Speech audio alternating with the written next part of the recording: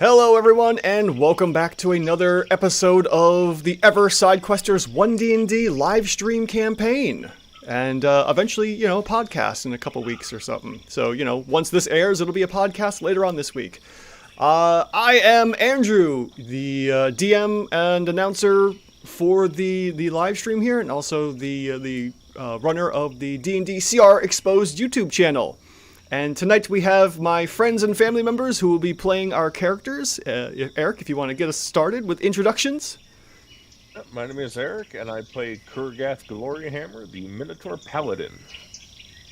My name is Mike, and I play Marco Brambleheart, the Bard Halfling Bard.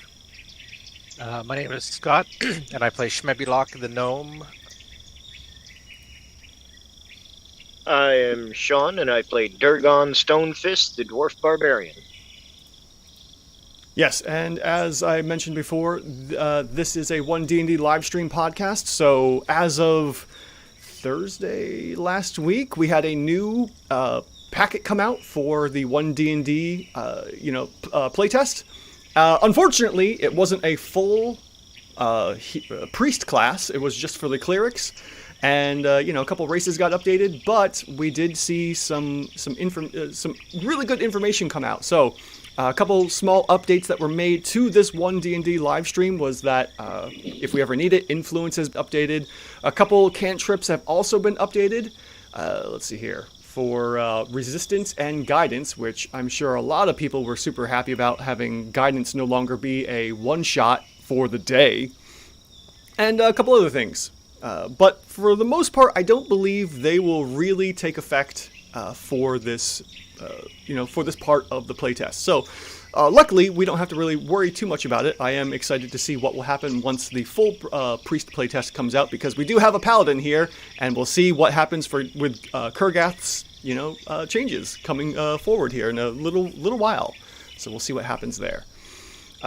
Some other things to be aware of. This is, a somewhat adult live stream, so I would rate this kind of like a PG-13. There will be the occasional swearing, possibly. Generally speaking, we won't be too over the top, but for the most part, this should be pretty good.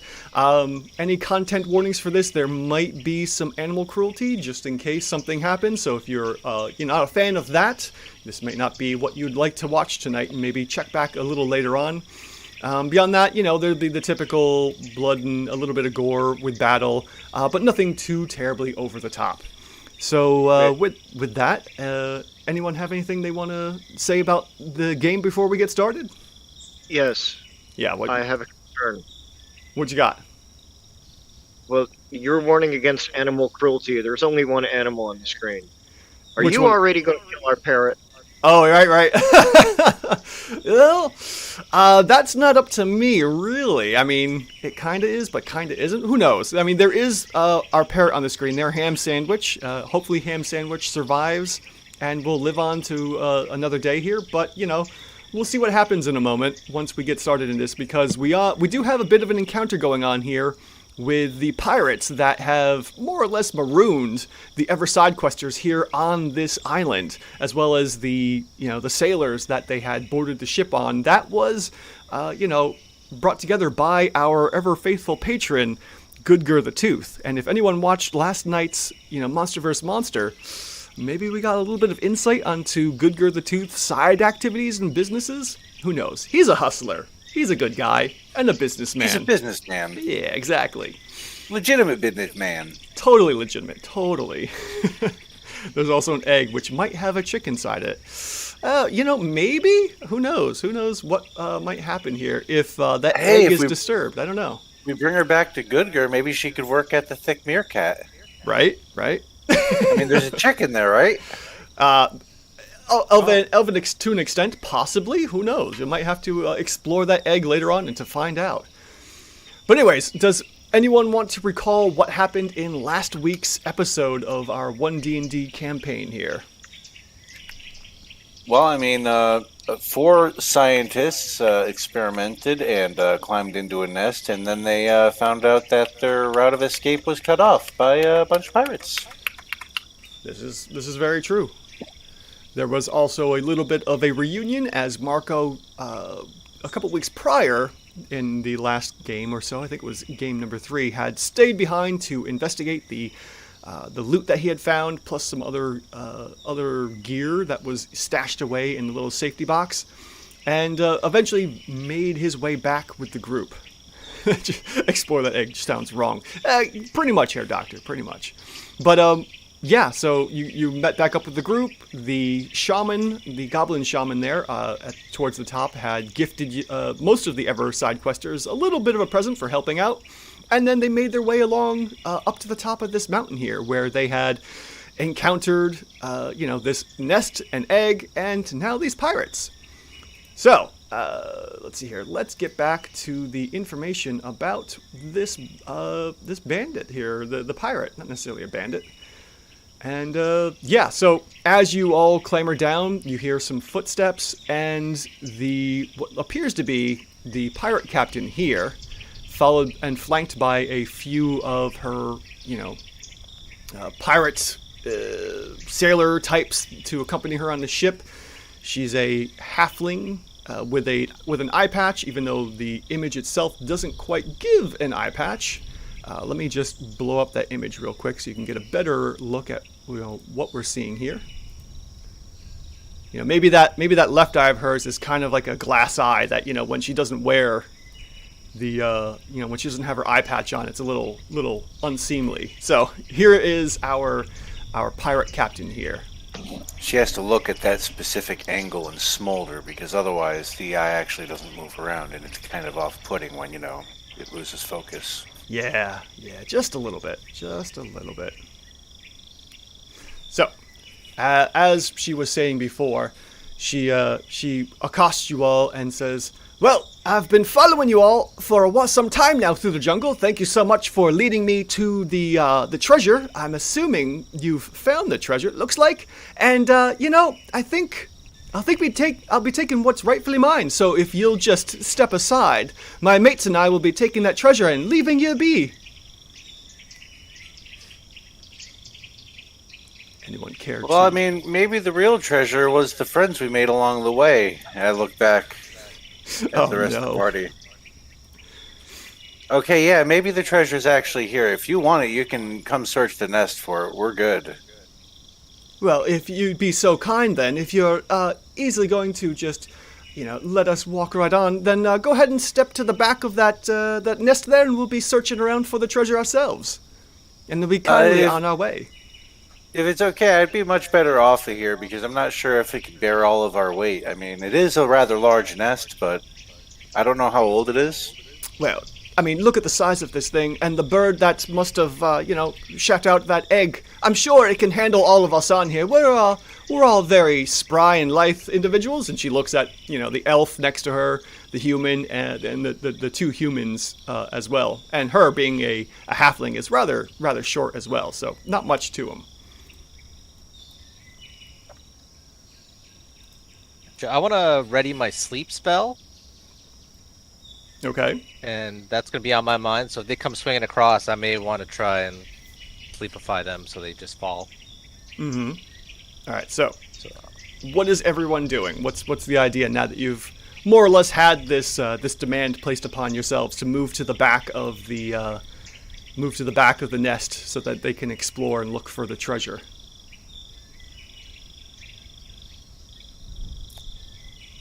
I want to get my thoughts are on my grappling hook right now. Okay. Currently far out there, away from me. And the gears are turning, but I cannot figure out a way to get that grappling hook back. Or ask them for it. So I'm just going to straight up ask them for it. Yeah, could you just toss me down my grappling hook there? That's an interesting point. I think we'll be using that grappling hook to get down ourselves, so no, unfortunately, I'm sorry. Can't share that with you. Well, I tried. Alright, thank you.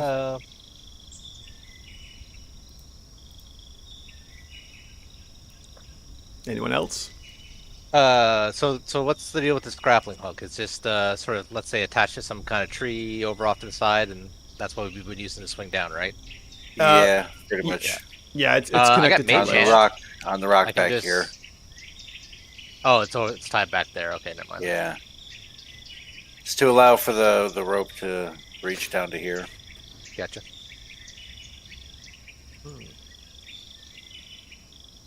While they're talking, I'm gonna move back past the egg, and hopefully while they're distracted, I'm gonna try and sneakily drop the ornate scabbard and the ancient arrow kind of like right underneath the egg here. Okay.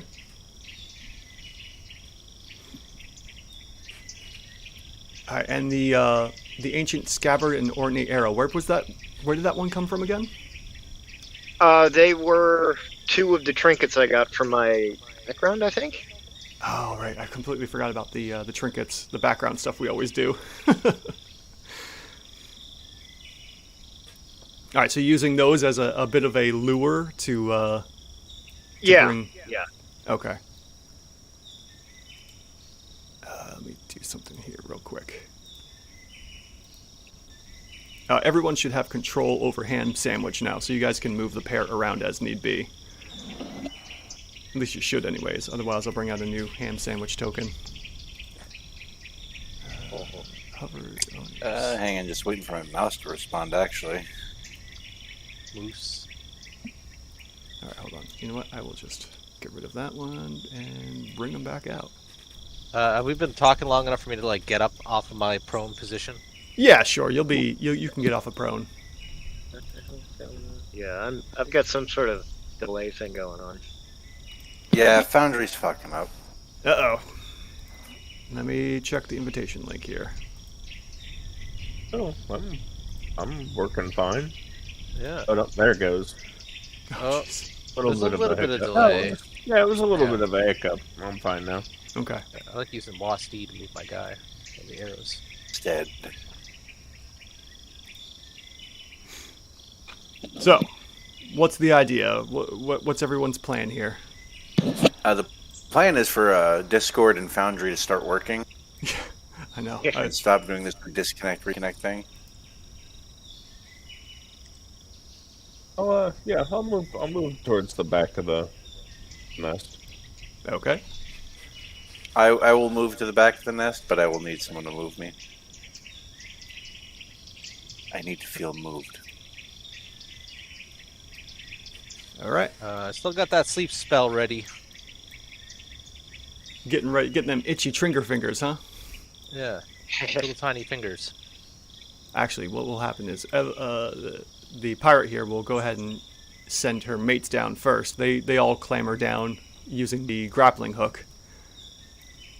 And then, with their hands hovering over the hilts of their cutlasses, they kind of make some room here and wait for the captain to come down.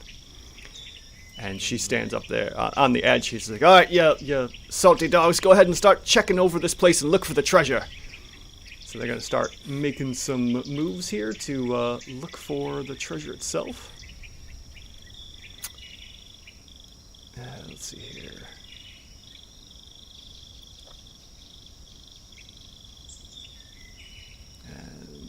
While they're starting to search around the nest here, what are you all doing? Besides, I know what Schmebulok's doing. He's still holding on to the one spell there. Yeah.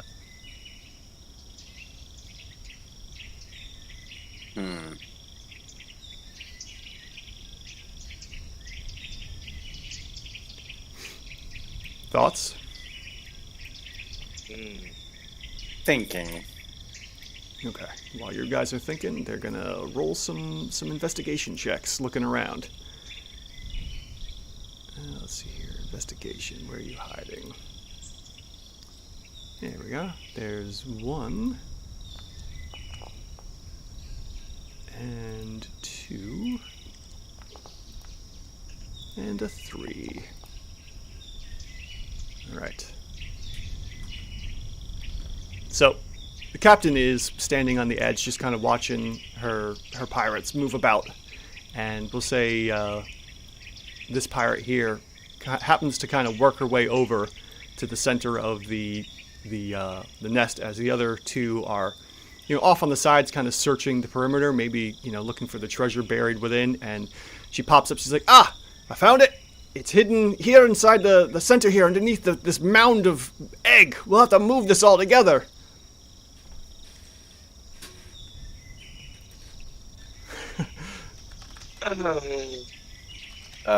She means the pirate crew, right? Yeah, they're not looking at us to be their lackeys, are they? Not at the moment. But they are kind of looking. They're eyeballing this as they get a little closer. They all kind of move in, and are just kind of surprised by this. And they look back at the captain, and she goes, "All right, well, move the egg then." So they're going to attempt to move the egg without cracking it. And they all get their hands on it, and they start to shift and shimmy it a little bit here. And let's see here.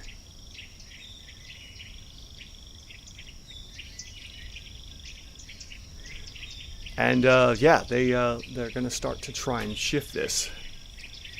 Do you all want to assist at all, or are you just going to let them give it a shot? What do you guys think? Should we harass them and mess with them? Should we just let them do the work? I'll go up there and I'll attempt to help push. Okay. Like, I won't get in the way, but I'll be there to help guide the egg away from wherever they're pushing. All right. Or toward where they're pushing, I should say.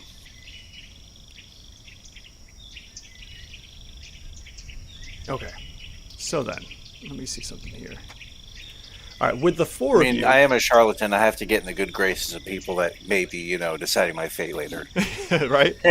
So, you move up there, Marco, to come help out, and, the captain notices this. She goes, all right, I see how this is. Very good. And, between the four of you, what's your strength score for Marco? 10. 10? Okay. That's not too bad. Between the four of you, these pirates aren't the strongest in the world. But they do end up, between all four of you, you all are able to shimmy and shift this egg without having to really worry about it. So you kind of all, in each quadrant of the egg, we'll say pretty balanced, are able to slide and shimmy this egg. And you can feel it's heavy, and, there's a pretty good chance. Why don't you go ahead and roll a nature check, Marco, while you got your hands on this egg here.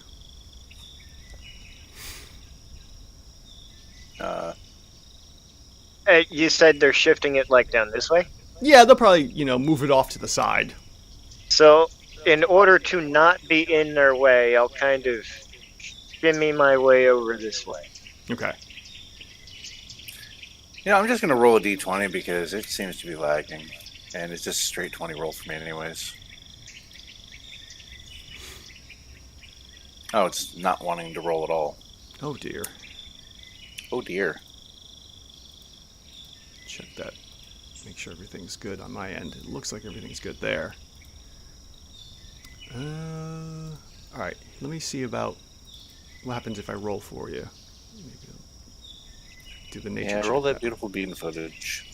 Alright. It's just straight at 20, or straight 20 if you want to do that. Okay. It looks like your halfling luck kicked in. I think, because it looks like we got a 1d20 R1 equals 1. Oh, maybe not. I don't know. No, that's just straight a 4. That's just straight 4. Okay, so you got a 4 for the nature check, and not really well versed in the world of aviary fowls and whatnot and birds. You're not really too sure how far along this egg may actually be, but between the four of you, you're able to shift the egg up and out of the way. And sure enough, as the egg is shifted, there is more or less loose dirt, underneath this bird or this egg here. And they all just kind of eyeball, the pirates eyeball this, and then I look back at the captain, and they go, all right, you the little squat one there. Why don't you take a step back as my men check this out? Sure. And I'll take a step back on Durgan's other side. Okay. So, where the bird is? Yeah, or up above the bird. just push him off to the side. There we go. Just getting closer to my grappling hook. So as the pirates start to look through and they start digging, one of the pirates just kind of holds back. The one that found it, she's watching you, and the other two, the elf and the other human with the longer hair, they start digging through the dirt, and sure enough, they uncover two rather large chests hidden beneath the dirt and whatnot. And as they begin to open up the treasure chests, the captain hops up. She's like, hold on there. This is part of my rightful heirs. This belongs to me. And she comes hopping down and rushes over and opens up one of them. And the one chest is just filled to the brim with gold, varying types of chalices and jewelry and just gold, gold coins itself. And then she opens up the second one. And the other is stacked with notebooks and all sorts of other scrolls and what have you that look like these may have been the Bonny Bard's personal effects, so to say. So it looks like the one treasure chest is whatever was left over from his little score that he had stolen or ran off with, and the other is a lot of stuff that he, as a bard, was working on himself. And she looks at the two. She's like, "All right, well, thank you so much for your assistance, gentlemen." And she looks at her crew and starts I'm going to run up and grapple her. So you go and immediately go hostile. I was gonna say I'm gonna go charge her. Okay. And if I see that, I'm sleep spelling once their stuff's done. All right. Well then, I think we need to roll ourselves some initiative as Durgan goes to rush off and attack the guards here. Let's get some battle music going on. This probably means something, but I have Thunderwave ready. Uh-oh.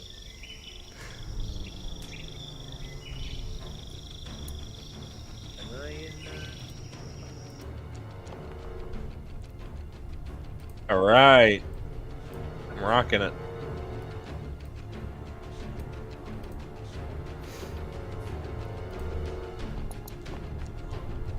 See what I got for my D20s. I literally can't roll anything. I'm gonna have to reload. All right, go ahead. Back. Yeah, try reloading Foundry there and see if that helps out. Yeah, if hit escape, there's that reload application button. Might be faster. All right, we'll take a small intermission here as Marco brings himself back into reality of the One D&D campaign. Right, because I think you're going first anyway. Oh yeah. Yeah. Wait, did I roll something? No. No, so far the only one that's missing from initiative is Marco. Yep. All right, now he's in initiative and he's rolled an 8 plus 2 for a 10. All right, so it looks like our initiative goes as such for round 1 here. The captain, one of the pirates, the elf pirate, Shmebulak, Durgan, Marco, the human pirate, and then the other human pirate, and Kurgath is last to go. Yeah, I'm just sipping in some bird shit. Yeah. Balls that did not go the way I was hoping. Okay. Yeah. So, let's see here. So the captain is first to go, and she immediately sees that, Durgan rushes to his feet to try and sprint at her, and draws her cutlass to attack. And we'll shift down and go in for the attack. So let's see here. First off, I'll just have my hands up at this point, like non-combatant here. I'm on your guys' side. yeah, she's giving you a little bit of leeway because you were assisting, so she doesn't know how to sort you out just yet. All right. Also, she's a little bit like me. Yeah, you're both halflings. All right, Durgan, here comes the first attack. Base 13, total of 17 to hit. That's going to be 3 Yes. points of slashing damage for the Dwarf Barbarian. And then... Is that got the resistance on it? No, it didn't. I don't think it did. 3... Oh, no, but this is piercing damage from the Cutlass, oddly Oh, enough. piercing. Well, you said slashing. Yeah, I thought it was slashing. My bad, because I'm thinking Cutlass. Yeah, I think they Yeah. just renamed the... Yeah, they renamed the short sword to a Cutlass, so it's still piercing damage, unfortunately. So they stab with the Cutlass rather than swipe with it, and you take 3 points of piercing damage. Okay. All right, and then what's she gonna do? She's gonna take the chance here. Yeah, she's gonna take the chance and actually take a step back. So she's gonna go ahead and move for me. So she's got an attack of opportunity if you want to take it. You can't grapple on an attack of opportunity, can you? In 1D&D, yes, because it's still a strike. If you're doing an unarmed strike, then sure enough, yeah, you can totally go ahead and do a grapple if you want. Yes, that I want. All right, so go ahead and make your unarmed strike, and then we can put the grappled condition on her. Very good.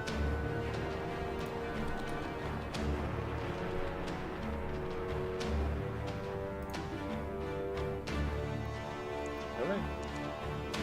Okay, base 7, total of 13, and that will hit Captain, the captain here. So she is now officially grappled as you reach out and touch this halfling.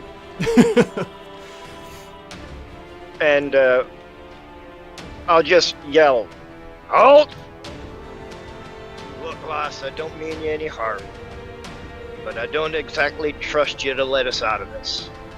I'll let you go after you allow my companions to leave, and you can have your treasure." Is this an influence check? Yeah, technically this would be a bit of an influence check. So, yeah, I mean, if you want, go ahead and roll either persuasion. It'll be off the new influence check rules too. So, let's see here. Go ahead and give me a persuasion, intimidation, or deception check, whichever one you're going with. Oh, definitely intimidation, because I'm also trying to keep the others from doing anything since I've got the captain, quote-unquote, captive. I'm the captain now. You want your boat? Ooh, wow, okay. So yeah, that hits the DC of the influence check for the third packet here in 1D&D. And yeah, so she's listening. You've got her grappled. She didn't expect you to be so quick to the draw there, and with her weapon in hand, she's like, "Yeah, you guys can get out of here as long as you're not touching the money. You're more than welcome to it. More than welcome to leave." And she looks at them all. She looks at her pirates, and she's like, she gives them this kind of like nod, and a couple of gestures in the way of like to back off.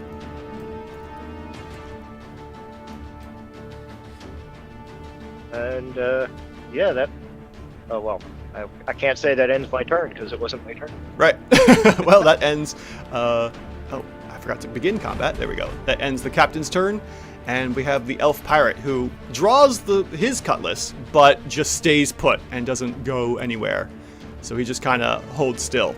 He'll react. He'll do a ready action for his turn in case someone attacks him. Okay, so he's readied up. Schmebulok, it's your turn. Yeah, I'm putting that. Who's the tallest on their team?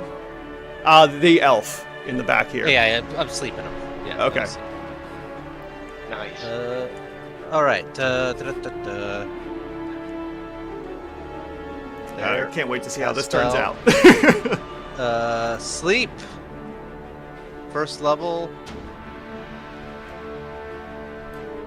Does it do 30 feet? It's trying to do 30 feet. I don't know if it's supposed to. Yeah, it hits in an area. Oh, really? Well, I want to move that. This is Whoa. amazing. Yeah. I didn't realize it was so big, so I was quick to click there, but I would try to get that so as many of them and as few as us. Oh, of course. Yeah. You would push it back a little bit so it just hits on the outskirts, which you could easily get all 4 of them. All right, so go ahead and roll the damage. I'll have to revert the damage once it's rolled, but go ahead and hit that roll damage button. All right, That's so good. 28 points of damage. All right, good. So it didn't affect anyone. All right, so we got 28 here, and it would go with whoever has the least amount of hit points first. 28. All right, so it's going to drop. We're going to say the first pirate that you targeted for 11 hit points, he falls asleep, and then the pirate next to him also falls asleep. The two in front don't get affected, so the captain and the pirate next to her don't. The other two are going to die while screaming. Do I have a sleep condition? I do not. Can I also cantrip as well? I can't remember if I can cantrips. No, unfortunately not. Gotcha. I don't think I have any bonus actions, so I think that sums up my stuff. Okay. All right, so this dude falls asleep and loses his ready action because he's now unconscious. And yeah, so that's Schmebulok's turn. Do you want to move, or are you good where you're at? I think I'm good where I'm at. Okay. Go ahead and end your turn, and Durgon, you're up with Marco on deck. Oh,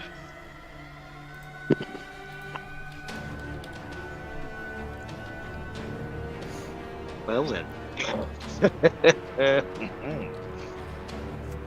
You currently have the captain grappled. All right.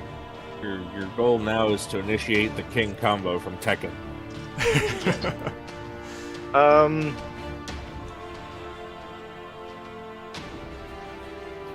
What are you thinking, Durgon? Well, I'm thinking my boss just made an offensive move. True, So, on the other hand, I did give this lady my word. yeah. Mm-hmm.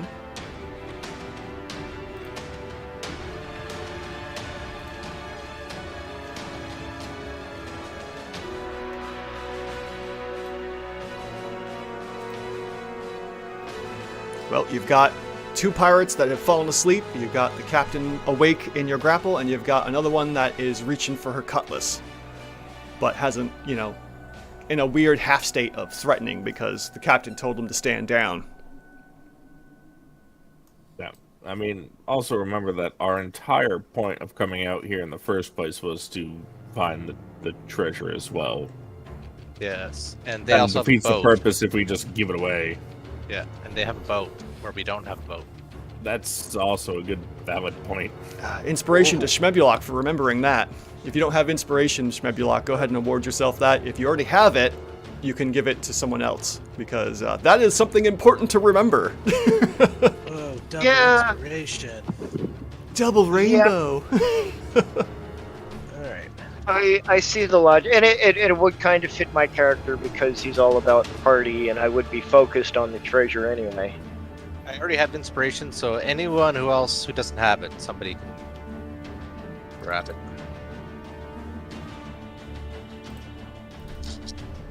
I will, Looks like bonus it. Come on. Hey, who else does not have inspiration? looks like everyone I don't, but I won't really need it. I do not. Point. Yeah, so any of the three of us. All right, I'll do a quick D3 then, and Marco 1, Durgon 2, Kurgath 3. Let's see what we get. All right, Kurgath, you get it. Inspiration to you.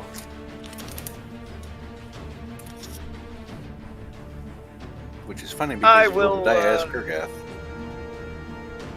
I will rage. Oh boy! All right, nice little rage. Oh yeah, even pulsating with anger. Look at that. Nice. I will take out my warhammer. And it's just like calm. I don't even say a word, and I'm just going to recklessly bean her atop the head with my warhammer. Okay.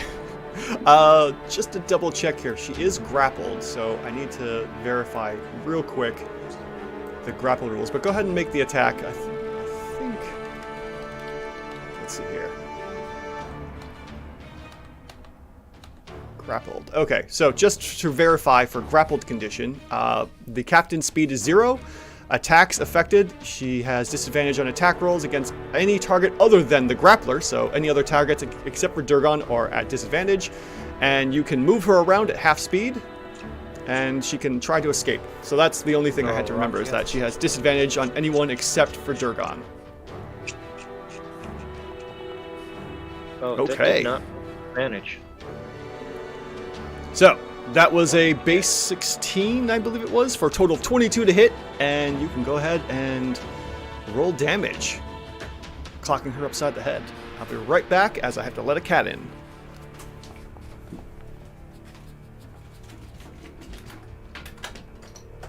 8 plus 4, 9. Add in my rage damage. As usual, this wouldn't be a D&D CR exposed YouTube channel video if it wasn't for a cat interruption. Kitty. Your strength's a what? My strength is 18. Okay, it did not add in your rage damage. Okay, so that would be what? Look at that. Wasn't the rage just a flat bonus of like 2? Yeah. Alright, so Yeah. plus 2 damage. So the 11 damage total instead of 9. Okay, you guys should see that she has the bloodied condition on her token, right? Yes. Okay, Yes. so she is in one shot clocked upside the head by Durgon's warhammer, already bloodied and looking kind of woozy. All right, anything else for Durgon? You gonna move her around, or are you good where you're at? This is the one that's awake? Yes. Yeah, I'm gonna kind of move her up this way. Okay. So I can't move her. All right, so it should be shifted up there. Let's see here. So she also has the slowed condition, which is limited movement. It takes 1 extra foot of movement for every foot you move using your speed. Attacks affected, attack rolls against you have advantage. And dexterity saves affected. She has disadvantage on dexterity saves as well. So she's been pushed up away from the treasure and away from her companion there. All right, anything else for Durgon? Nope, I think that is it. Okay. You want to end your turn? Perfect. Marco, you're up with the pirates on deck.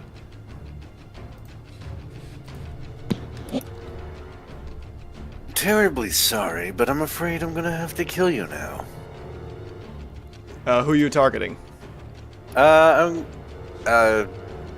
I not? Thunderwave, so 15-foot cube. Okay. You can hear the captain kind of groggily screams like, wait, please, stop! Where you go ahead and place your Thunder Wave wherever you'd like. It does originate from you, so you'll have to move around a bit.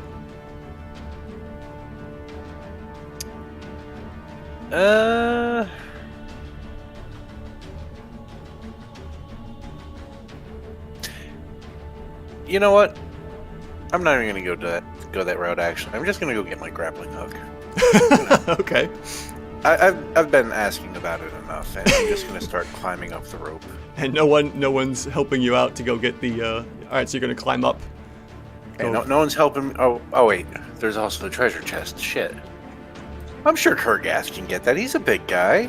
Just a little bit. He's a big boy. Besides, someone needs to be up there to secure the rope and act like they're pulling it up. I'm trying. Not even touching it. They're just still pushing the chest up from the bottom.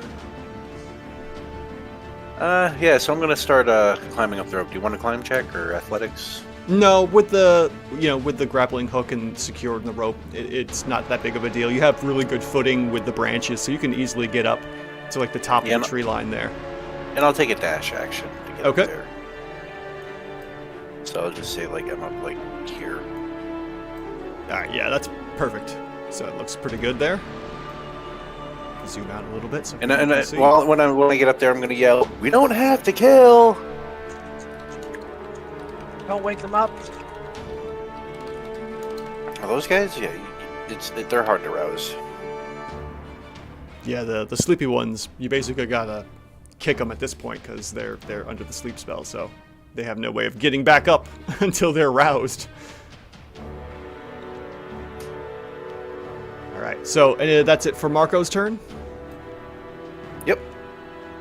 Okay, so let's see here.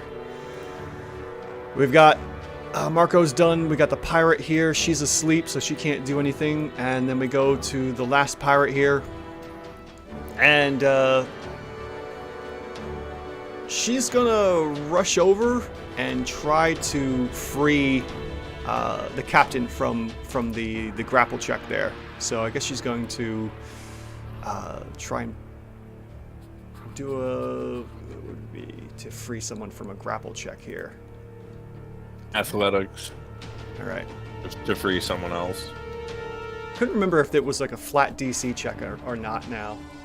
Well, it's No, 'cause opposed, it'd be your it's strength opposed versus versus theirs. Durgan. Whoa, too many. Whoa, say again? Oh, wait, the target is grappled, and the grapple's escape DC check is equal to 8 plus your strength and your proficiency bonus. So, what is your strength DC check, Durgan? 8 plus 2. My plus- strength is 18. Alright, so that's a 4. So we're And, looking at, Let's say yeah, so we're looking at a 14 for your strength save. Okay, so the pirate's going to come in here and try to mess with you to help Evelyn here, our captain, escape. So she's going to rush up and strength save. Let's see here. Or athletics against your DC check. Which is not great, but she's going to try anyways. Oh, 13. Just misses hitting your DC check to free the captain. She's like, I'm trying to get you free, damn it! And that's it for the pirate's turn. Kurgath, you're up. As you can hear, the captain begging mercy after being clocked upside the head from Durgan. Well, for now, I'll just move here. And the captain is on deck for round 2. And pulling my dire warhammer and shield, Okay. I make Wumpum. Okay. I crit the fuck out of her. Oh, you did Oh, because no. of that warhammer being an improved critical range. Shit. Oh, instant payoff. Go ahead and hit damage. Oh my god. yes. Yeah. Sure, Just okay. I rolled a 1 on damage. Oh yeah, right. And we're using brutal criticals, so that's why it only rolled the 1d8. If anyone's wondering, we're doing one die is rolled and the other die is max damage. So this is our first Critical roll. This is our first critical hit for the night, and since we're still using some of the 1D&D rules from the first playtest packet, Kurgath, you just inspired yourself for hitting a critical hit. What do you get inspired from? Like, what does this remind you of? Driving This reminds stakes me of in my the ground days in the backbone. pit. Yes. Can you do you have a just as I land the crushing blow on it, in my head I could just hear the cheers and cries of the audience. yeah, for sure. And suddenly he's just there in the middle of the nest, just arms up, and then he snaps out of it. Oh shoot! All right, Well, you know, it is sort of big enough to be a ring. just Ding about. ding. Okay, so Kurgath, ironically enough, you get inspiration for this critical hit, but you already have inspiration. So, do you want to give it to Durgan or Marco? Considering the situation, I'll say Durgan. Okay, Durgan, you get yourself inspiration watching Kurgath, and his glory days from the fighting pits of a gladiator. It's gonna be a daisy chain of Then inspiration. I will Right? The blood splatter makes me happy. finish my move here. Okay, so you end your turn, and we go up to the top of round 2 with Captain, and she immediately drops her sword. And she just grovels. She drops to her knees. She's like, "Look, sorry, we'll leave it. Look, just how about this? How about we split the treasure in half? This is my uncle's fare, but he's my uncle, the Bonny Bard. I'm just looking to get what's rightfully mine. But please spare me and my men, and we'll all make out of this alive, much richer." And Can I make an insight check? sure, yeah. I want to is If anyone wants to roll an insight check, go right ahead. Yeah, I want to see if she's lying about the Bonny Bard being her uncle. Can you make an insight check while you're raging? Yeah. Tell me your secrets, lady. Schmebulok rolled a critical D20 check and got in 24. Looks like Marco gets inspiration as well for this D20 check being inspired. Like I said, daisy chain of inspiration. Yep, everyone has inspiration now. All right, so everyone's inspired. Schmebulok, you hear this. Maybe at some point you caught the, you were looking at the loot that Marco has, and on the back of that loot is the inscription of the bard's name. And let me see real quick here. I don't remember if I put it on it or not here. Check his inventory real quick. Yes, on the fret on the backside of the fret board Arnoldo. for the thing, yes, is Arnoldo Brightbottle.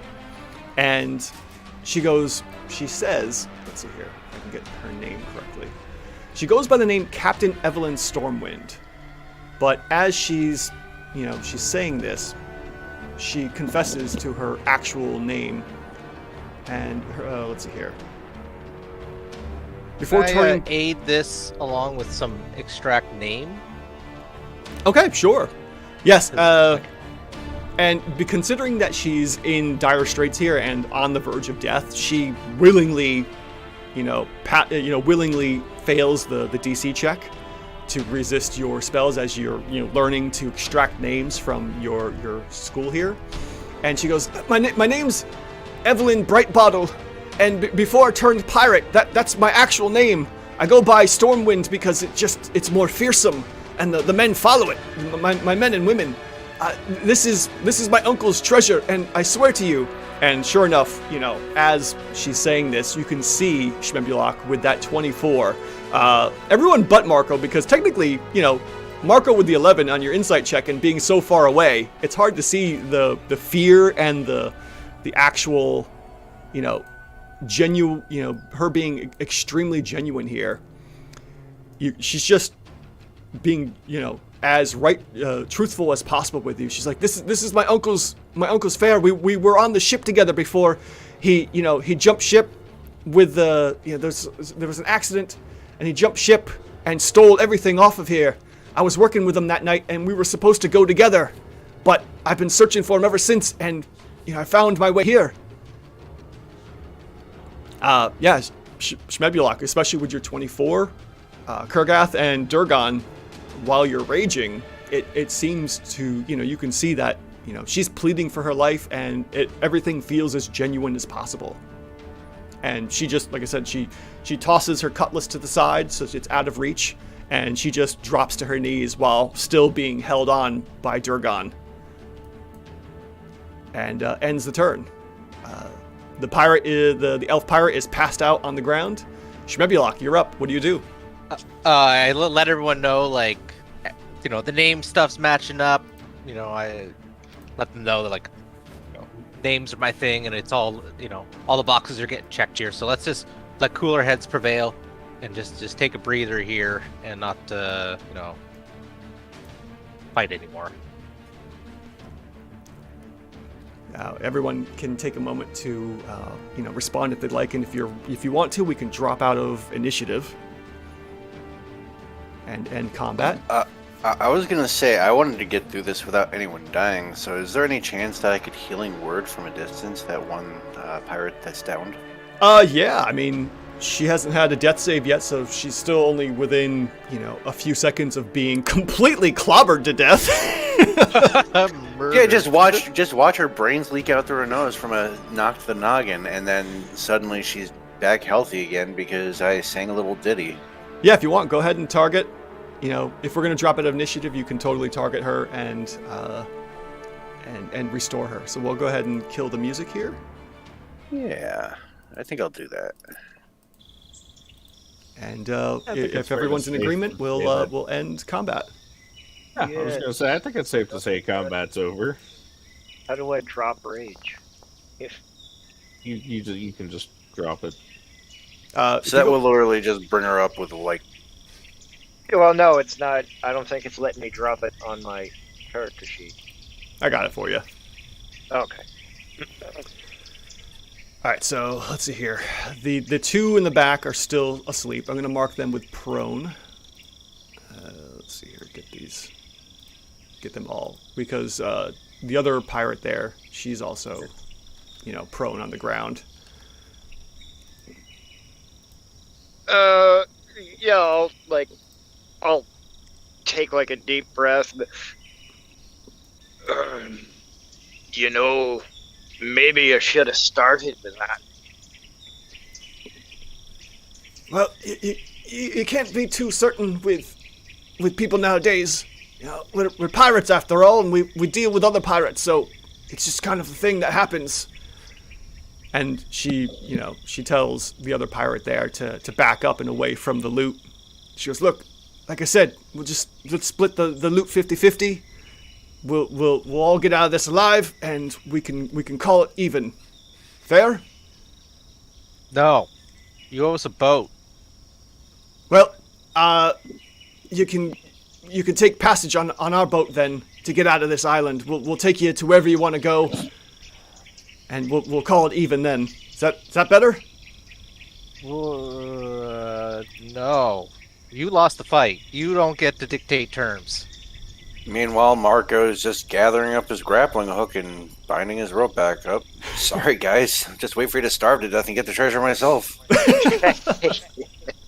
I'll kind of back up from her unthreatened and put my warhammer away.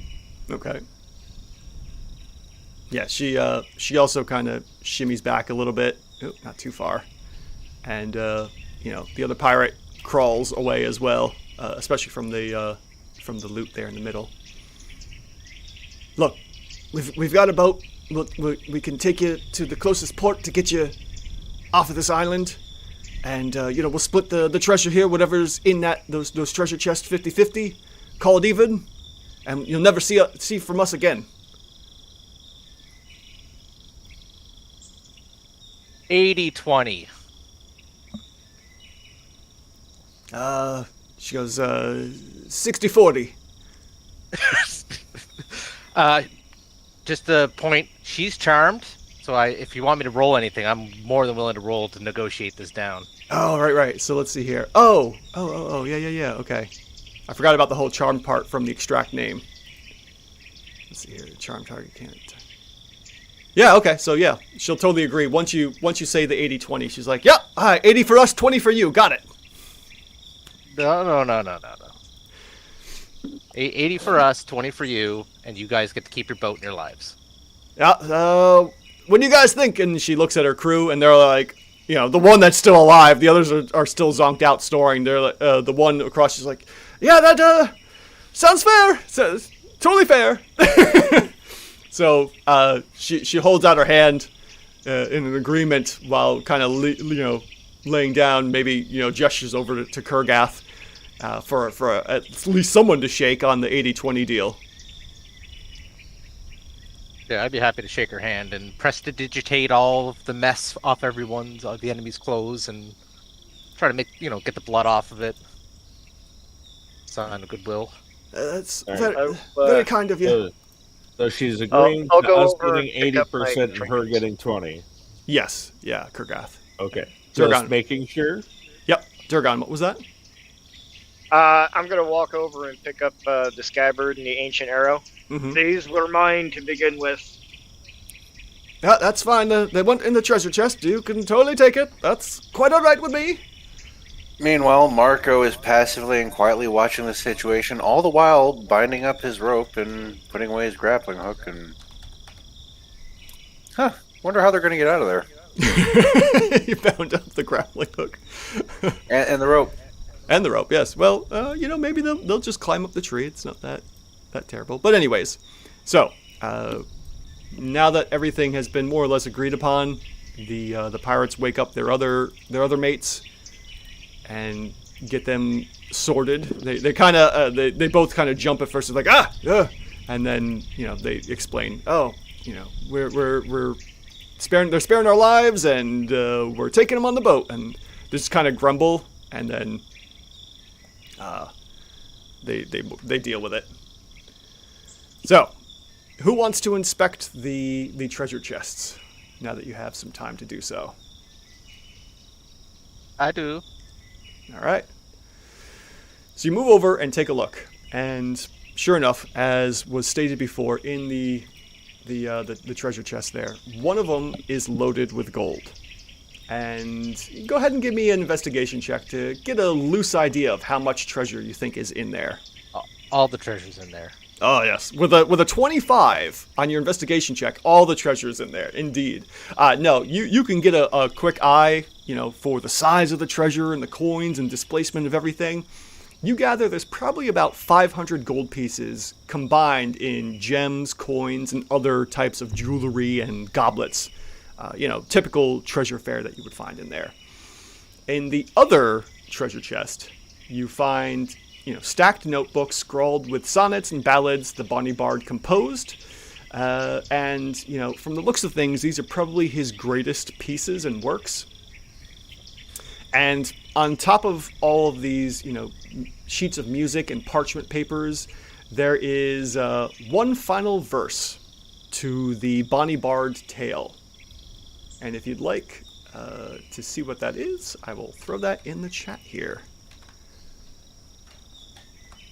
So, not that she spoke it out, but the last verse of the Bonny Bard's tale goes as such. As I put message to bottle, I now see my folly. Whilst this caper at first had seemed quite jolly, I hope that my words will soon be discovered, and within days my person recovered. So my tale is of a bard who came out on top, not of one stranded on an island to rot. And thus ends the search for the Bonny Bard's treasure. You've located his treasure, you've found his masterpieces, and, for Marco, being a bard himself, and getting all of these verses together, what does this do for you, especially finding all of these other pieces of music and whatnot inside of the treasure chest? How does this work for you? I mean, isn't he holding a rope on the other side of the... Yeah, I've got tactical advantage. Just like one thunder wave, and anyone coming up to mess with me is going to have a bad time.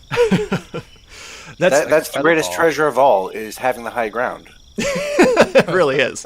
It really Didn't really Obi-Wan teach us that? Yeah, basically. But over time, you'll get to see what the Bonny Bard left behind, and being a bard yourself, having the mastercrafted loot as well would be nice. I don't have the amulet identified, so I can't recall if it was identified for me or if it just happens to be in the inventory identified. It might have been in the inventory identified, but no, you haven't had a chance to. It's just a necklace. Yeah, for now it's just a necklace to you. But you're probably sure there's something to this, considering it was stowed away with the Mastercraft loot. So you'll have plenty of time. It looks like a costume piece to me. But you can always, show that off to someone else if they're, you're curious to see what they think about it. Does this look like it's worth money? Let me go ahead and switch off of this scene real quick. Let's see here. And now we've actually have an answer for the tale of his fate, so we can set that one for the history books. The Bonny Bard died with all this treasure rather than being left stranded on an island. Very true, unfortunately. So, how do you guys proceed back down to the shoreline with the pirates here? Like, what's the idea of getting off this ship and or off the island? Yeah, off the island. I Very imagine carefully. we would just follow them, have them lead the way, but not get too far ahead of us. Okay. Yeah, because they would have had to have gotten around the shaman, so they know another way up that we don't. So do you ask them to show you the way they went, or do you go through where the shaman came by? I mean, the shaman, wouldn't he be cranky pants that we were over here? No. We had full rights to be here. No, 'cause we're part of his tribe now. Oh, we did the roof thing. Yeah, maybe he might want to be filled in about the whole deal. Okay, so you want to go back yeah, to that's the true. head Yeah, back and sure, let's talk see with what him he's got briefly. going on. Yep. Okay, so we'll excuse me, we'll switch to that real quick.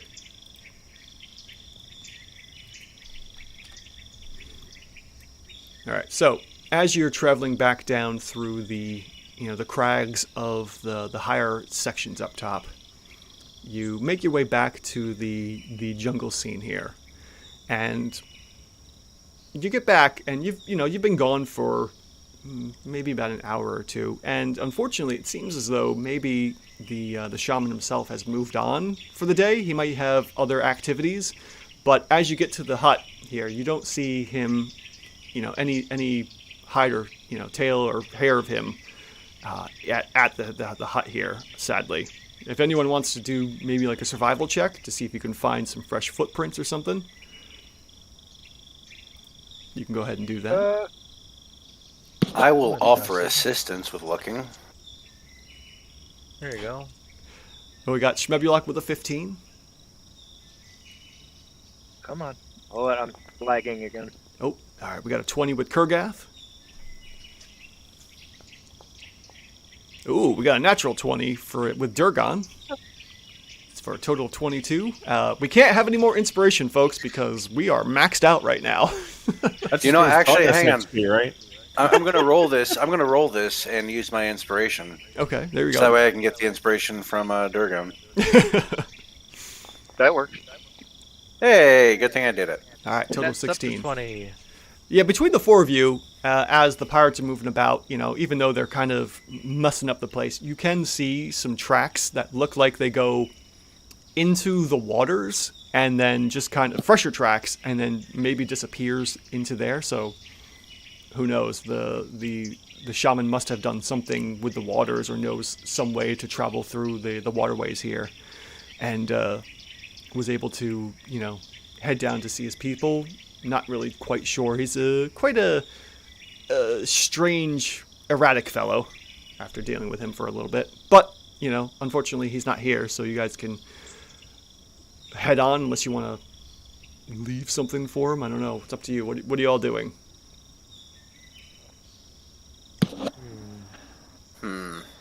I will leave him my loot, Okay. So you place... and I will keep the master crafted loot. All right. So you place your loot down on the table here and send your, as a token of appreciation, and head on off. All right, so you guys are going to head back through the cave system, and you all know the route there, so we'll go ahead and shift back to that scene. You make your way through the caves and are easily able to backtrack and follow your steps through, and you come out to the cascading waterfalls after a lengthy trip through the caves. It takes a little while to get through it, but with the pirates in tow, they're just kind of in awe as to everything that they see here. As they stated, they found a slightly different way up through the mountains here, instead of going through the cave systems like you did, to avoid any dangers in there, and follow you through. You eventually make your way out of the cave complex and back into the jungle walk, and the paths through the jungle here.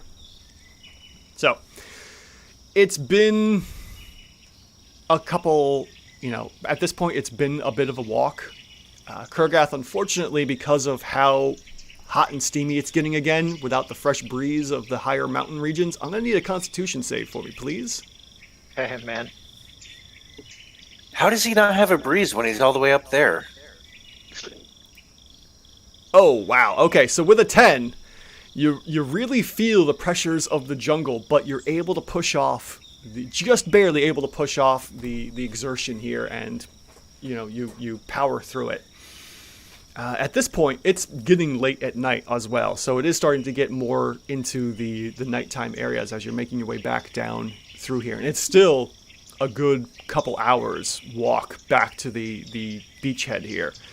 At this point, walking through the paths, and only a little ways, if we want to look at the treasure map that you guys were on, I'm gonna push everyone off to the side here, and we'll use the parrot as your current marker as to roughly where you are on the map. So you guys are roughly about here so far on your way back through the jungles here. And like I said, it's getting late, so maybe the shaman went home to meet with his people here. What would you like to do in terms of camping or pushing on? What's the idea, guys? With all these pirates that we can trust, I mean, it's a good question. Well, you don't need friends when you've got rope. Oh, we could take watches in pairs. Ooh, yeah, one of us and one of them, sort of like a Sadie Hawkins night watch. Yeah, that's kind of what I'm thinking. Okay, so you guys are gonna more or less set up camp in the jungle here? Or you wanna Yeah, try I've got a and- 2-person tent, so I'm gonna pop that up. Oh, all right. Anyone want to check for a secure location to camp, or you just want to do it right on the path? I want to check for a secure location, Okay. and I will use my inspiration to do so. Oh, very good, because you guys are coming up on nighttime, which means at dawn you lose your inspiration. Yeah, that's true. As what was it? Dennis Leary said, "Smoke 'em if you got 'em." Rawr, rawr. Rawr, rawr, rawr. All right, so we've got a 20 for Durgon, base 18, total of 2 on that survival check. 20, yeah, not too far off. You probably find a nice little, spot in the jungle, not too far off from the path itself, and you can find, a small, looks like maybe something had laid down here once before. Prey or predator, probably prey, something, matted down the area, but you are able to find, maybe 100 paces off of the path in the jungle here, a roughly secure location to relax. And so, what do you do with the pirates? Do you want to chat with them at all, or let them know what the deal is? Yeah, Actually, I mean, sorry, go ahead, Mike. No, you go ahead. Sorry. No, I'm literally just chatting them up, like asking them about interesting places they've seen, because that's my jam. Mm-hmm. Mm-hmm. Yeah, they give you, they talk about some of the seaports that they've gone to. It's not too overly crazy. I mean, they have discussed an interesting port that they went to some time ago. It was a long trip, and the interesting thing about the port, which he's failing to, recall, was that the city itself was surrounded by just sand and desert. Very, very interesting. And sailing up the ways, this whole coastline was more or less desert, except for this one interesting mountain range that seemed to bisect the desert. And he goes, I believe they call it the city of like a city of Rabalat. I don't quite recall, but that was an interesting place. Just a strange port city in the middle of a desert. So bizarre. Yeah, and as we're going, I'll kind of trade stories with them, tell them about, the mushroom forests or the crystal caves that I've seen. Mm-hmm. Mm-hmm. And that's, I'm just kind of making this. Yeah, and he'll, considering everything that's gone on, he's very pleasant with you, considering what happened and how everything went down at the rock nest. So they're very, very facilitating. They'll work with you every step of the way. Until they work against you. Right. Anyone else? Anyone else want to do anything while you're setting up camp and dealing with all this? Yeah, I'll shoot the shit with the captain and say, hey, check out this amulet I got. Oh, that's a fancy amulet. Where did you find that one? I stole it from your uncle's belongings, along with this loot. She looks at that, and you can see just her face flush red. And she's like, that's fantastic. Great. I do recall my uncle having a pendant like that. Made him so much more charismatic, it would seem. Something odd about that pendant. Very strange. Yeah, it looks fancy, doesn't it? I thought it was fake at first, but you saying that, I might keep it. Well, from one bard to the next, I guess, right? And, still pretty beat up. She's, trying to stay alive and keep her people alive as much as possible. Hey, for what it's worth, I'm really sorry that they tried to kill you. I mean, Yeah, well, to be fair, I was probably going to kill you guys too, but probably in a slower, less humane way. Well, thank you for not doing that. That's very pleasant of you. I appreciate that very much. Okay. And, her and her men are just kind of looking around, eyeballing everything, trying to, looking this way and that. Good talk, and just like sort of pats her on the back sarcastically, and just like gives a big fake smile, like friends, right? Yep. Anyone else? Kurgath, Shmibulok? I start spending my loot and putting that new spell in my spellbook. Okay. A doable thing. Yep. All right, 50 gold off the top. Boom. Well, the thing with that though is you need like papers and inks, which might take a little bit. Do you have the papers for that? I got 30 sheets. I got map scrolls. I got ink. Okay. Yeah, then I would say you probably have enough materials on you, but the next time you'll definitely need more inks and materials. So yeah, you can definitely start working that spell into your spell book for sure. Yep, I got calligrapher's supplies and proficiency with that as well. All right, perfect. Good at writing stuff down. That's a level 1 spell, so that's going to take what? How long does that take? An hour per level or something like that? Or I don't quite recall how much it costs to scribe a spell in. But anyways. 2 hours. Yeah, and it's like materials worth up to like, I think it's like, is it 10 gold or 100 gold per spell level? I think 50. It says 50. Oh, Yeah. 50? Okay. Yeah, all right, so it's 50 and 2 hours per spell level. Okay, so that is a good reminder.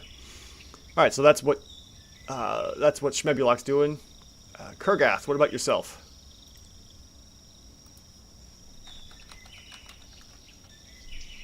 Is Eric, you there? Oh, yeah. Sorry about that. Okay, thinking things out.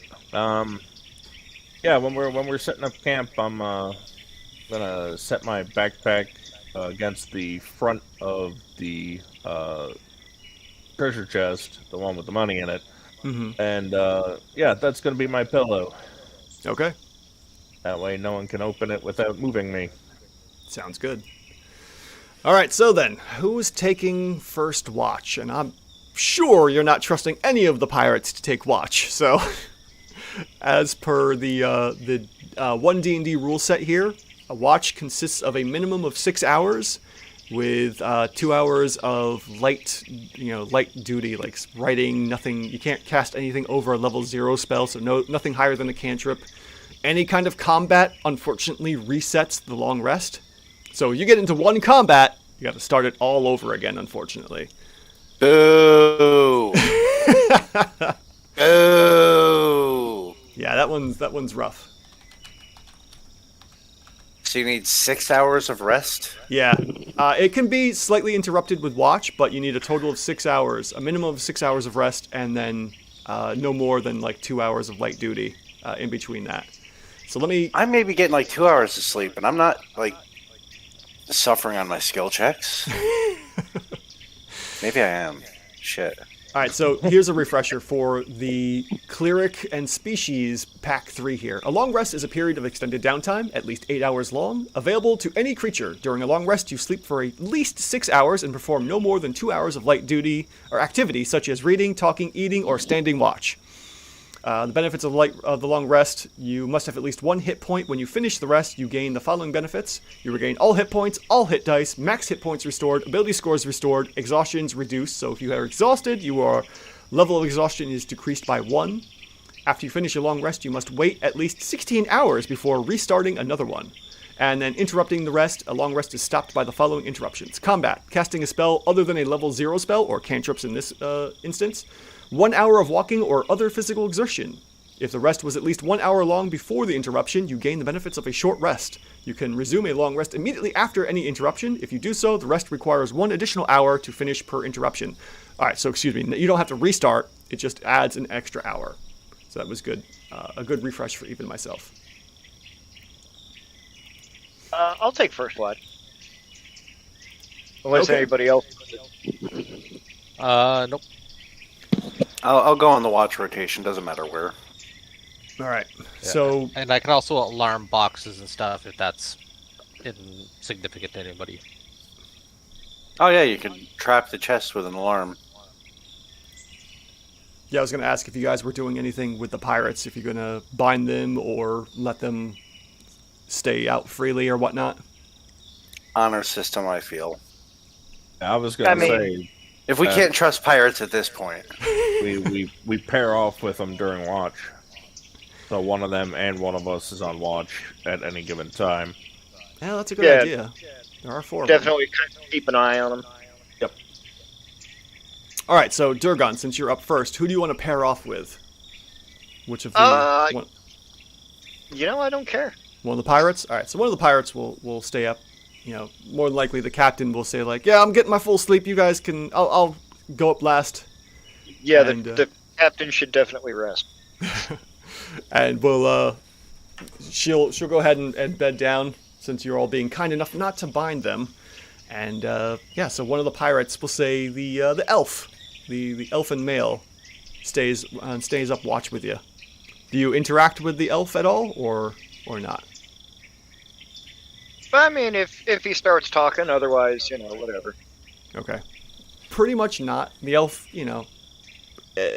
with what had happened, they all the pirates except for maybe the captain are pretty not all that chatty. They only chat really if you talk with them. So, you can go ahead and give me a D8 roll to see if anything happens for tonight. I'm picking up some real NPC energy from them. No, you're kidding. You don't say.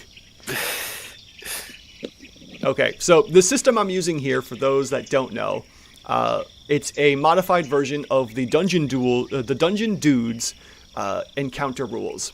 Anything that I ask them to roll for random encounters, if they roll a 1, something happens. If they roll the max on the die, something good happens. So 1s are negative. In this case, if they had rolled an 8, something beneficial would have happened, and anything else between the max and the minimum of the die, nothing happens. So, luckily for Dargon and his 2-hour watch, is all good. Nothing happens. So, Dargon, who do you wake and rouse for the next 2 hours of the watch? Oh, I'll wake up Marco. All right, Marco. You get up, and who do you rouse of the pirates to go along with your watch? The one I healed. Okay, so the female, the African American female there.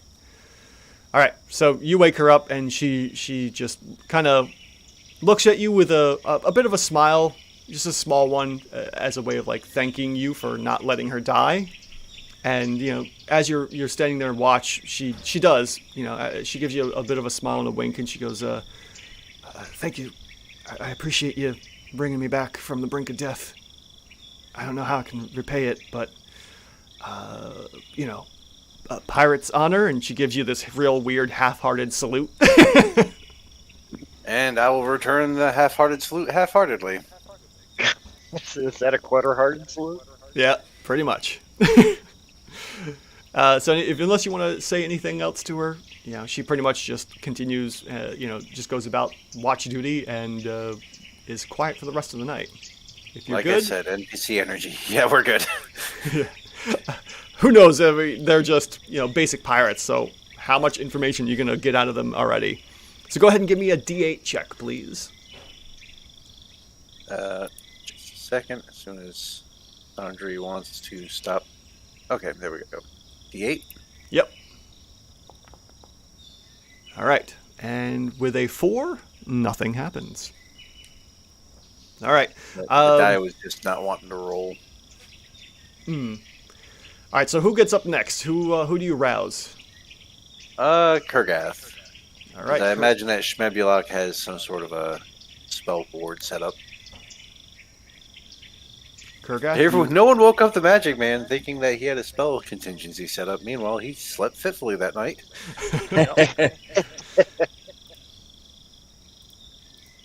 So, Kurgath, you're up. Who do you want to wake up? There's, a variety of pirates. You're not really sure who of the pirates was already roused, or the captain. You know what? She started this shit, so I'll rouse the captain. Okay. So you rouse the captain for part of the sleep, and she immediately just, wake one of the others. She just kind of waves you off. No. Your turn. And she immediately, just wakes up, fitfully. All of a sudden, she's like, you're right. It's my turn. Okay. And, shouldn't sleep with a concussion anyway. Pretty much. Got to make sure she's actually able to wake up. Yeah. Oh, concussions. They're not fun. So, she wakes up, and you chat with her at all, or you just let her go about doing the watch?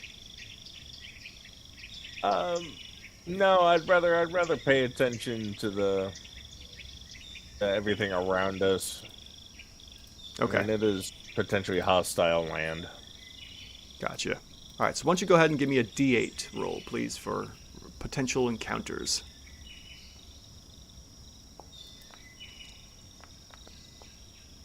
Okay. And with your 6, nothing happens. All right. So your watch goes through, and it is a little cooler tonight, but because of the sweltering heat of the jungle, Kurgath, I'm going to need you to make another Constitution save for me at advantage, because it is darker, so there are some cool breezes coming through. It's still just that annoying heat, and your chainmail is weighing down heavy on you.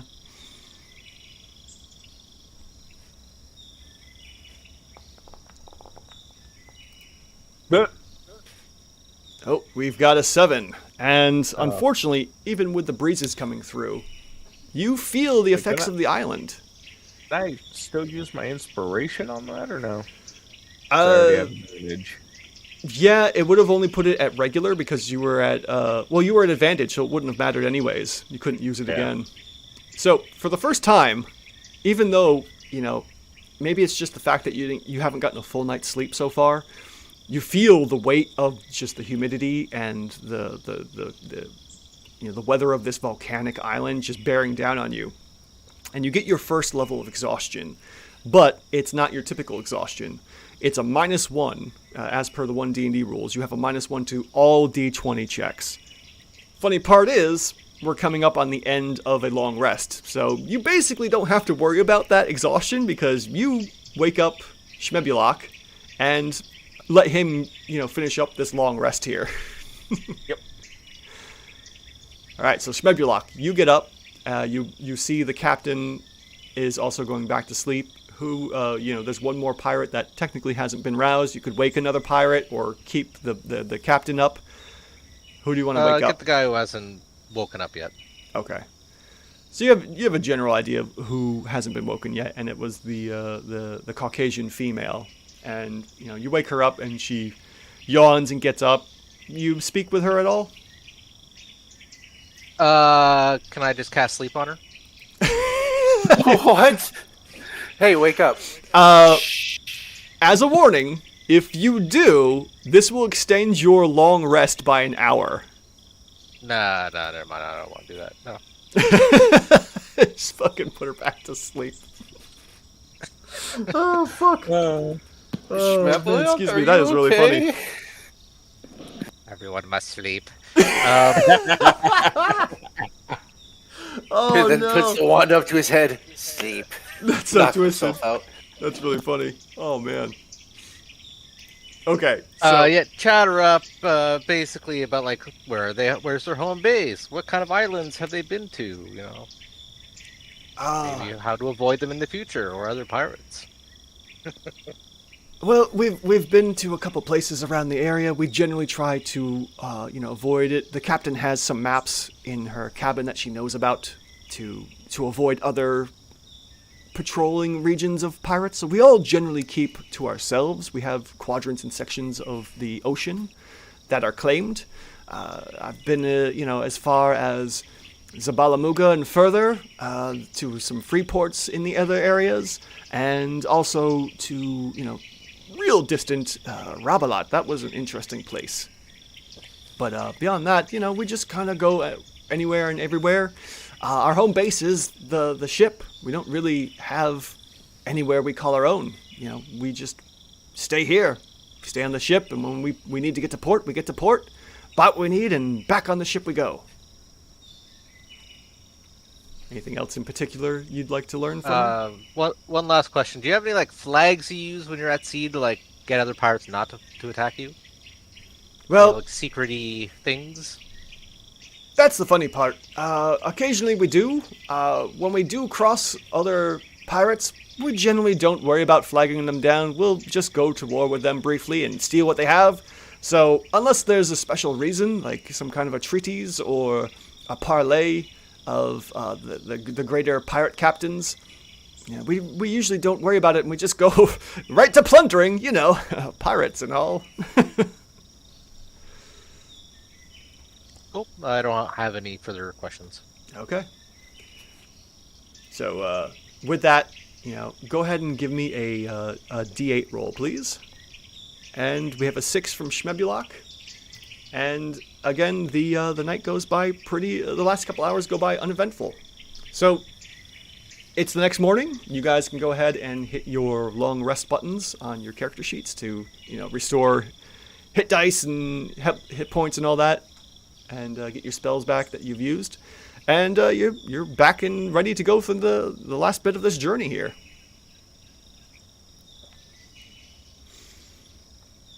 And on your way out, anything else you want to do before heading back on the path? I guess try to see if the goblin is back. Oh, you from the shack? Yeah. Oh, that would be you would backtrack a couple hours going back up to the top of the mountain. You're down. As for the treasure map, the goblin himself is up here on the top of the mountain, and you guys are down here where the parrot is. So that's a good couple hours trip back up the mountain if you wanted to double check on him. Forget that then. Stupid question, but where's your ship? And Evelyn pipes up. She's like, "Oh, I had my men, posting around the island, waiting for our signal. We were just supposed to get back to our boat on the horseshoe there, and just signal with a fire, and they'd come right back in to come pick us up." Okay. All right, so as per the other deal, you guys more or less make your way back through the jungle. You backtrack to the bard's hut, and then from there, I'll go ahead and position you guys. It takes a couple hours walk.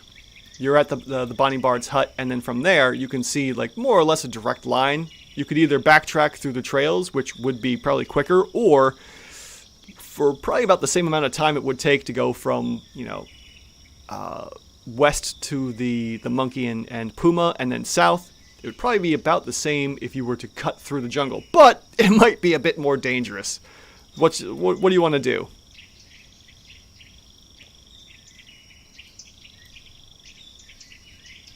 I would want to take the most familiar path, I think. The fun Probably path? the safer one. The safer one? Yes. All right. Well, from the Bard's hut, you guys make your way back to the Puma, and then south to the island. And yeah, I'm not going to worry about switching us to that battle map. It's, you guys make your way back there, and sure enough, you come back out. The disabled rowing boat is there, and the supplies are still surprisingly there on the beach, oddly enough. And she's like, "Well, if you'd like, my men and my men and women here will get right to work signaling the boat, and we can get back on that ship in no time." And each of you, I want the four of you to make a history check for me, please. Ooh.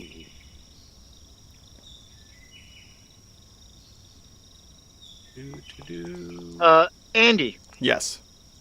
as we're walking, can I find some decently sized leaves and sort of sacrifice a little bit to make a fan for death? Yeah, of course. What were you sacrificing? Oh, like a little bit of rope to tie them together. Oh, yeah, of course. You could easily put together some kind of a fan to cool off Kurgath there. All right, I've got Kurgath, Durgan, and Shmebulok. I need one from Marco, please. History check. And also remove your inspirations if you haven't done so already. It seems like Foundry's lagging for me. Can you make it for me? Oh, sure. Okay. Let's see here. Marco. All right. History check. Normal. 14. Okay, so everyone else except for Marco here. Marco, you recall as you were being, brought in on that rickety,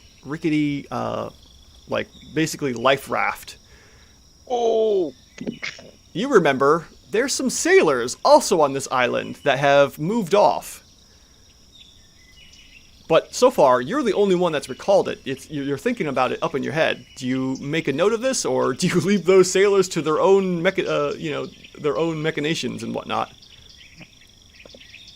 What the sad part is, I actually had forgotten about them. Me too. We're going to go get them because in case we have to mutiny the ship from the pirates and pirate it from them and press gang them into service, we're going to need a crew to do that. Okay. Yeah. Plus, they were Goodger's men too, weren't they? Not exactly. Goodger just... He was our reference, basically. Yeah, he requisitioned the boat. I guess that would be the right word. He acquired the boat for you and just paid for your passage. So technically, yes, only in the fact that Goodger paid for passage on this boat. Beyond that, they're not his men. Leaving your employees to die on an island is not good business, and I'm sure Goodger wouldn't appreciate it. No, probably not. Probably not. It was just supposed to be a 3-hour tour. Turned into more like a 24-hour plus, travel time on the boat itself, which was, maybe a day or two itself. So yeah, it took more than a couple days to do this little tour on the Bonny Bard's boat, or the Bonny Bard here, to find his treasure. But so Marco recalls all of the sailors, and with that, as the pirates are getting their signal ready, I'm sure one of you or whatever can gather up those people and find them. Just to kind of fast forward through this all, the sailors are very grateful to have had you come and collect them.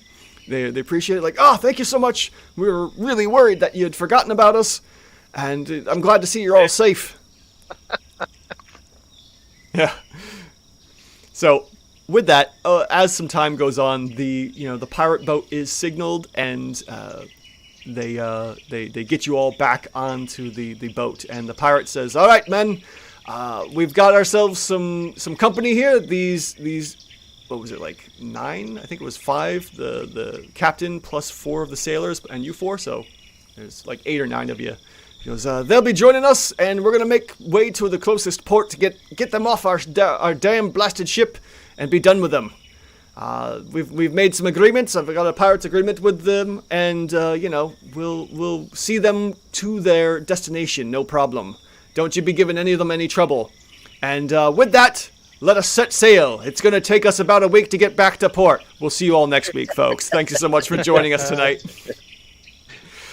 Goddamn week. So with that, as you clamber on to the, I don't remember the name of the boat, but as you clamber on to Evelyn Stormwind's boat, pirate ship there, you make your way back out onto the open seas and, make for home. There we go. Get some waves going on here. So, let me award some XP before we wrap up here tonight. We had the pirate, so let me go back to that scene real quick. I want to make sure I have everyone's XPs correct here. I should have 325 on your list. Okay, let's see here. Alright, so, we got 3 pirates at CR1/4, so that's times 3 there. We have the captain, who is a CR1/2, so she's worth 100. So that's going to be 250 so far. And then completing the Bonny Bard quest, I'm going to go ahead and award... You guys are what, level 2 now, right? Yeah. Alright, so what is a level 2 worth? We're at 425, 900, most of us. Okay. Let's see here. The CR2 is worth 450. So for completing the Bonny Bard's quest and finding the treasure, that's going to be 450 XP. Again, if anyone's wondering where I'm pulling the XP values for completing the quest, this is another Dungeon Dudes method of awarding non-combat XP. So since the group is an average of level 2, I will take a look at a CR2 monster, pull the XP value from there, and award it based off of how much they had used of that. So we're going to give that there, and I'm going to also award some role-playing and whatnot, which I always like to do that as well to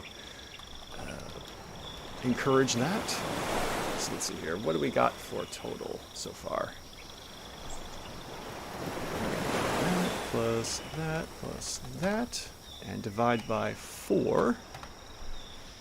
All right, so everyone tonight, you're going to get an additional, 250 XP for all that. You know what? Make it an even 300. We'll do 300 for finding the loot and whatnot, and not encountering what may have happened up on that rock's nest as well. So there was potentially something there that could have happened. And remember, don't add in your the XP to your character sheet. You're going to have to add it into the side and then manually change it that way. So whatever your XP is at, go ahead and then move it that way. So it looks like Durgan, 725 for Durgan, Kurgath, and Shmebulok. And Marco is at 625, so only 100 XP behind. Yes.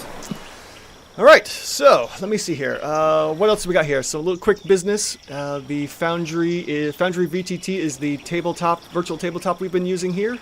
Love that stuff. Been using it ever since we moved from Roll20.